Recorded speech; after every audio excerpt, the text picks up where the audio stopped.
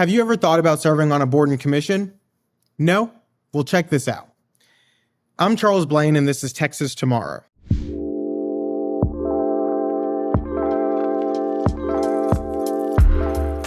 When people talk about public service, it's usually about running for office or working for an elected official of some sort. But what if I told you that it's increasingly appointed officials, unelected boards and commissions who are influencing our day-to-day lives? So, a few years ago, a study found that 3,853 rules were made by federal agencies, commissions, and departments, while Congress passed 214 laws. So for every law passed, 18 rules were implemented by unelected officials, people that were appointed into offices. Recently, the Texas Department of Parks and Wildlife put out a new proposed rule on specific types of hunting for mountain lions. So while this might not specifically affect you in your day-to-day life, these happen in every department and every agency in our state. Their current Texas Register lists them all out. And so it has proposed rules for different agencies like Health and Human Services, the Attorney General's Office, the Office of Consumer Credit, the Department of Licensing, and the list goes on. And these get produced every week, and you can see what proposed rules these agencies are setting out.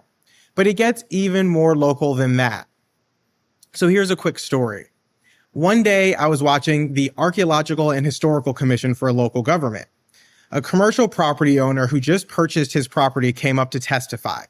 The property had graffiti all over it, and so he was painting it to make it look better. Improve the quality of his neighborhood. So what ended up happening was, as he was painting it, a nosy neighbor noticed and decided that they were going to report him to the city. So they complained about what he was doing, and the city, ever interested in involving itself in your private affairs, decided to call him in front of this commission to make him explain himself.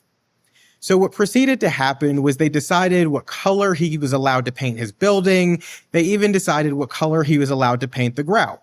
He was shocked, as were some of the commissioners, that they even had the authority to do this.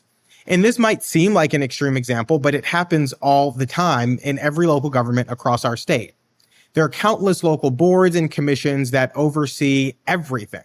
What is on your local library shelves, local ethics rules, home appraisals, rates at the local port, water adjustments, civil service, police oversight, groundwater, historic preservation, even helicopter licensing. It never ends. There's no shortage of boards and commissions that issue these rules.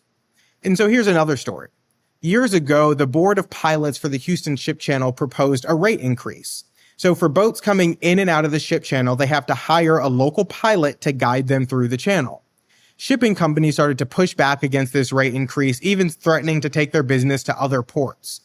For you, this would mean longer shipping times on things that you order. It would mean higher costs for shipping on things that you order. Ultimately, the Board of Pilots backed off of this rate increase, but it's still interesting that an unelected board that most people don't even know exists had that much power. So when we consider public service, remember it doesn't always mean an elected position. Actually, it's increasingly less and less meaning an elected position. There are hundreds, if not thousands, of positions out there that are appointment-based. And if you don't seek them out, someone else will, and they might not have your best interests at heart, and oftentimes they don't have your best interests at heart. But more importantly than that, as we watch our local governments, we need to recognize that these are entities that need oversight as well. And they go most ignored because people don't even know they exist, or they think they don't wield much power. So these are areas that we really need to have a keen eye on and make sure that we're aware of what they're doing and communicate to our neighbors and our communities what they're doing so that we can be more involved in the process and so that we don't get caught off guard when they pass new rules and regulations.